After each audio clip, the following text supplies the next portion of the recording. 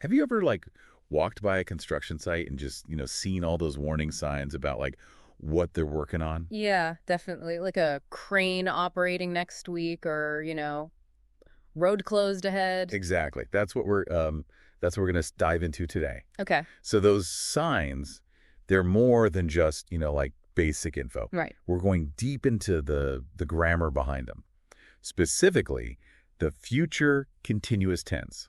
Oh, interesting. Yeah, and how it's really critical for safety, especially for people learning English as a second language. Yeah, I can see that. Like construction sites can be like pretty dangerous places if you don't know what's going on. For sure, for sure. Like imagine if someone like just completely missed one of those signs and they wander a little too close, totally clueless that a crane's going to be swinging like huge loads right over their head. Oh, yeah. That's where the future continuous tense comes in.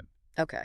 It's not just about like stating, some future action. Right. It's like it creates this whole feeling of ongoing activity, something that's going to be, happening over time. Yeah, yeah. And that little detail, that little nuance, that can be life-saving. Yeah, it's really about painting this picture of like, an activity that's continuous. Exactly. Not just like one single event that's going to happen and then be over. Yeah. So, for example, if a sign says like the crew will be using safety harnesses while working at heights, it's saying more than just, oh yeah, they'll wear harnesses.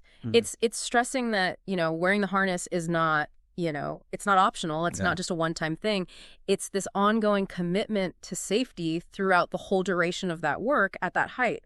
So it creates this shared understanding, this expectation of what everyone on the site should be doing and how they should be working. And that's really important on a busy, chaotic construction site. Yeah.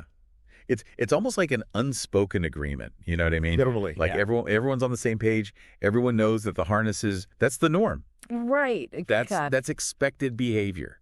Yeah. Couldn't you just, sometimes get the same message across by just saying like workers will wear harnesses? Yeah.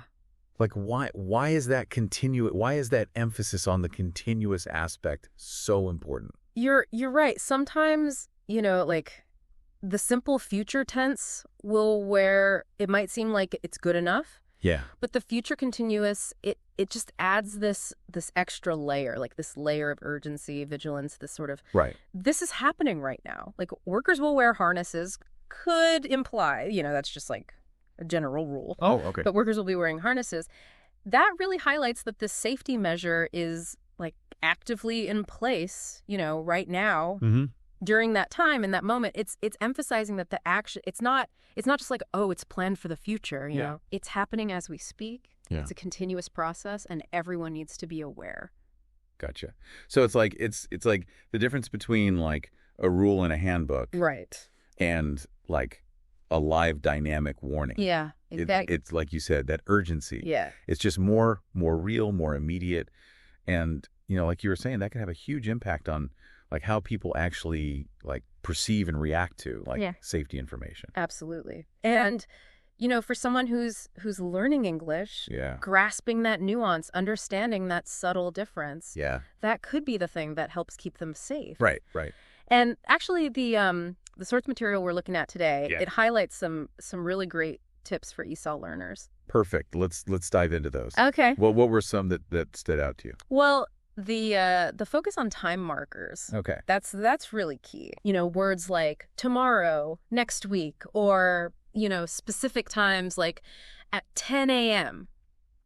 Those are like signals, like flashing lights, that the future continuous tense is probably, going to be used. Okay. So imagine you see this sign, right? It says, next week, demolition will be taking place in this area right away. Okay, I got to avoid that area. Yeah. Because of that continuous nature of the demolition. That's a great example. Yeah. Because, you see next week and instantly, like, your brain clicks. Okay, this is not just like a one-off event. Yeah, right. This is going to be happening for a while. Exactly. It's ongoing, and you need to be aware of that, for days. And another thing, visual aids can be super helpful, Instead of just reading the words on the page, imagine that demolition scene in your mind.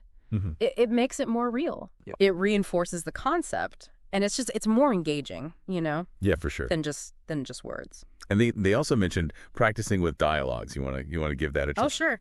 Let's pretend we're on a construction site. Yeah. Okay. And I'll ask, what will the team be doing tomorrow morning? Okay. Tomorrow morning, the team will be installing the new support beams. Perfect. Yeah. You see like how that just flows naturally. It does. Like in a regular conversation.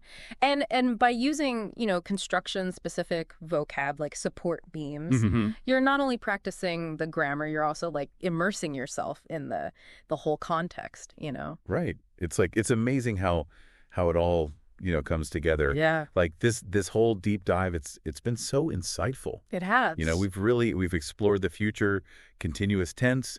We've talked about why it's so crucial for communicating about safety on these construction sites. Yeah. And like we were saying before, it's more than just a, stuffy grammar rule. Right. It's really a tool, a tool for creating this shared understanding, this understanding of, what's happening now, what's going to be happening, and what people should be doing. Yeah.